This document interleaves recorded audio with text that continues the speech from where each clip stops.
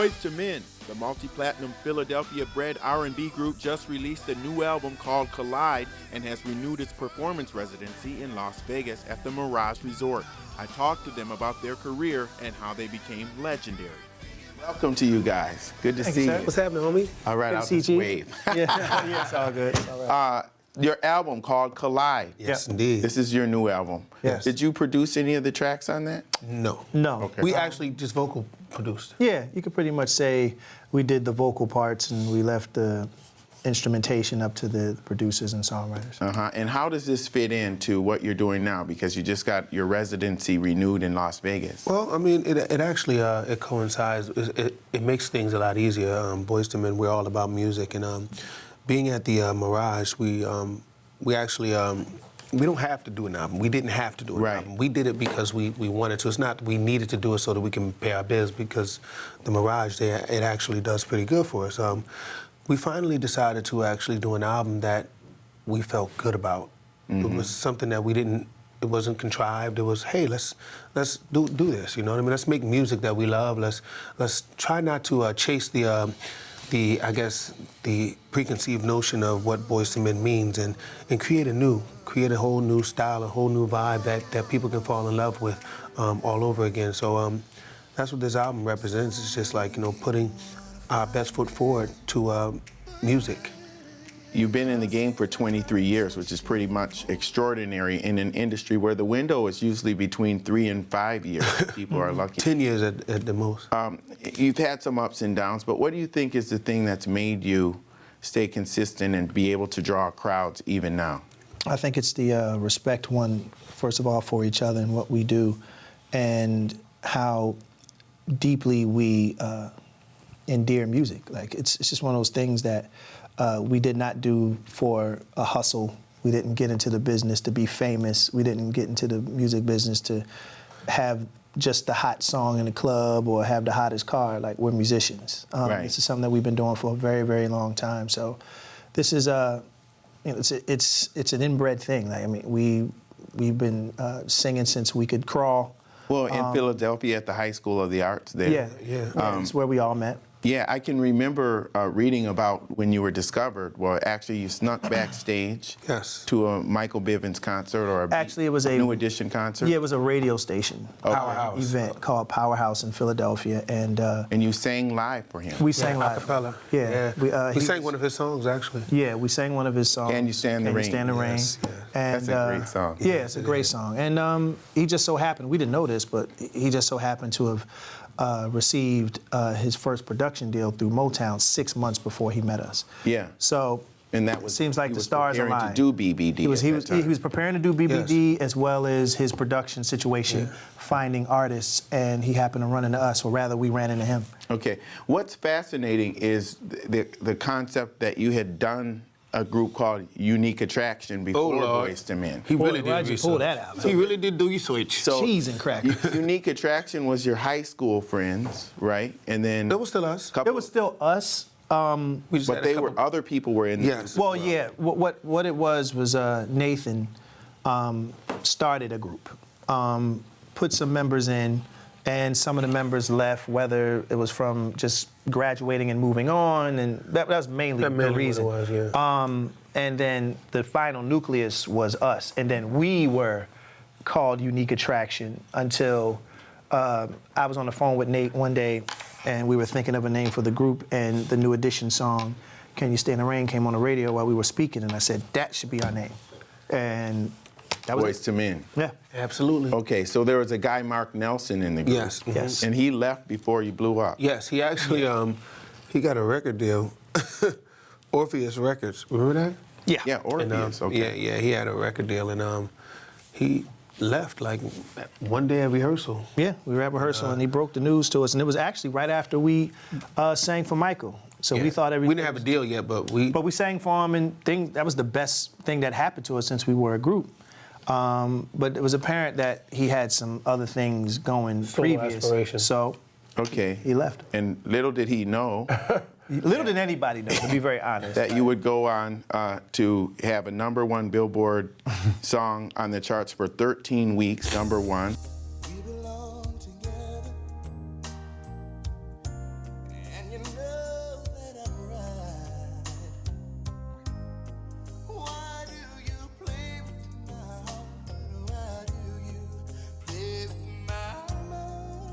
End of the Road, you broke Elvis's record. You're the top-ranking members with regard to time spent at #1 in Billboard history, and the #1, 3, and 4 spots, and you became only the 3rd artist ever to replace yourself at the top of the Billboard 100. So that got you named the 4th successful musical group of the 1990s. Wow. How did your life change from the time that you were just high school kids to superstars? We got money. No.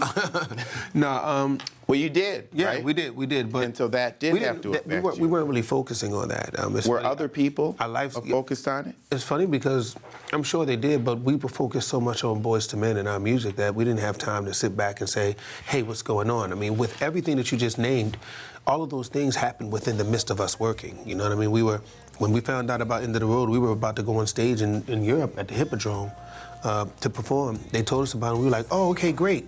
You know, we found out that our record went gold. We were in rehearsal, you know, we weren't resting on our laurels. Yeah. We pretty much continued to work throughout all of those things that were happening, and that's all we knew, and that's all we really cared about. But that's the key. I mean, that's why you were successful, because you continued to work. Mike left the group, the bass singer. Yeah. Yes. He left the group voluntarily. According to reports, he had some back problems and different issues. Yeah. Right. Will he ever be back in the group? The spot is for him whenever he wants it, but it's not likely to happen. Mentally, and we have to basically just have an understanding together. Okay. Like, you know, we're grown men, and sometimes grown men grow apart. Their perspectives on their life is different. So that was really the problem. I mean, Michael was growing in a different direction than the rest of us. So, okay. But he'll always be our brother, and if Lord's will, he'll come back, and you know, we can continue as a 4. Yeah, I consider Boyz II Men, us three. We're worker bees. We're hustling. We hustle into in the music game. We do things that, you know, are I guess you can say not conventional. I mean, we'll sing the national anthem at a golf tournament and then fly to Johannesburg, do a show, and then end up like a day later at a private gig in Puerto Rico. You know, Mike, to me, and this personally, I don't think that he would be able to facilitate that mentally or physically, because he hasn't grinded in it with us. You know? It's very grueling. Yeah. You're on the road. You're one of the most prolific touring bands, probably second to B.B. King. We are road dogs. Right? You're on the road a lot. You have an international brand, and the Vegas residency has really made it even better for you. Yeah.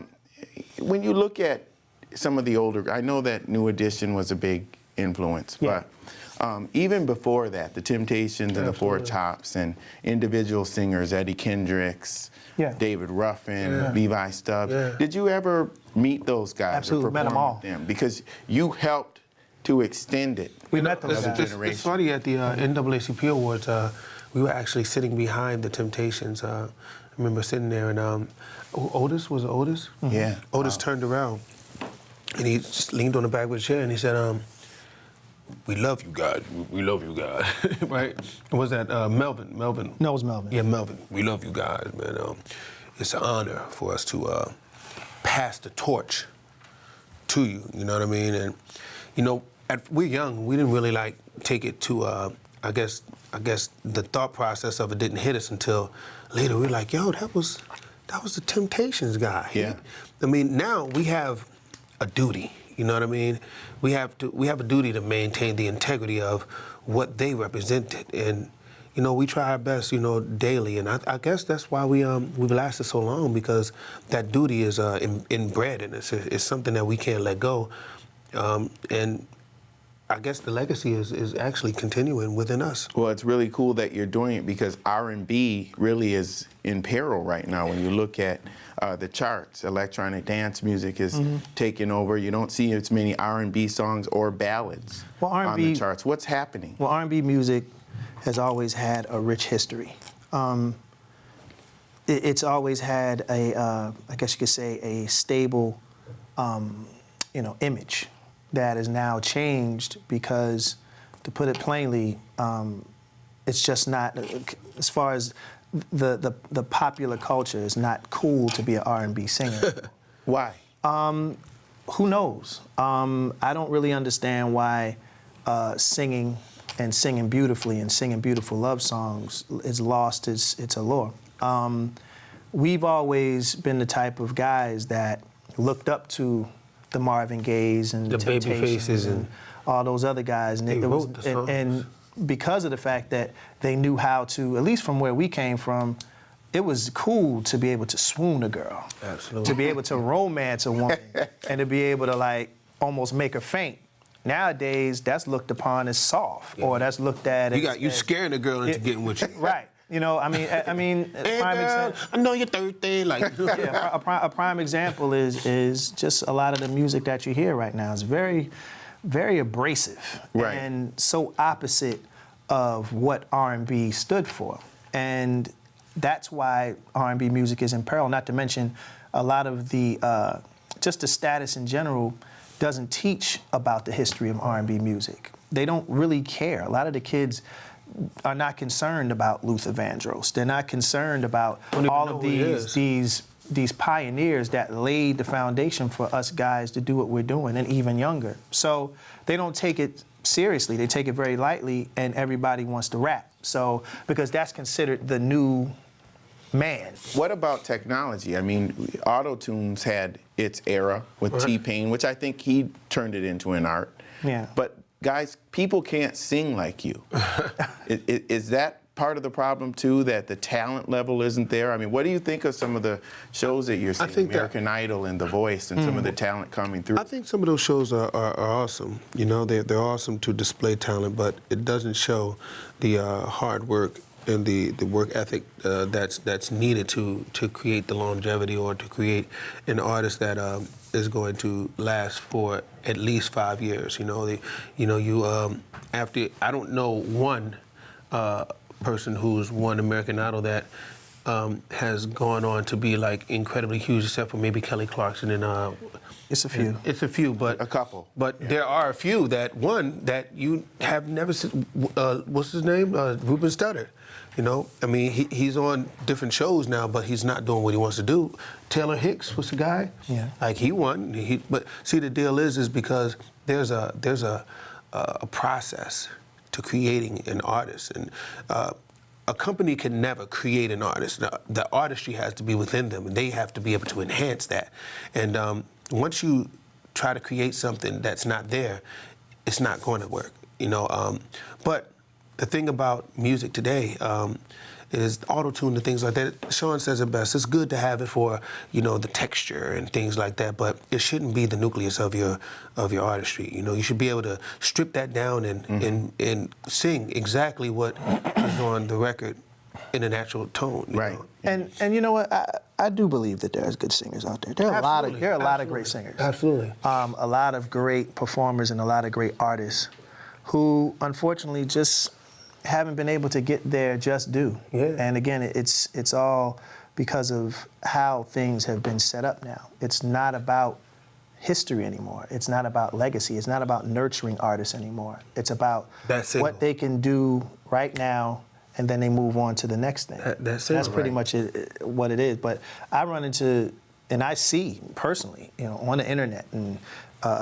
in certain forums, like incredible singers. Yeah, man. But just haven't been able to get the right shine for whatever the reason. Because it's sad. I believe the record companies are they're focusing on, like Sean said, what can we get out of this right now?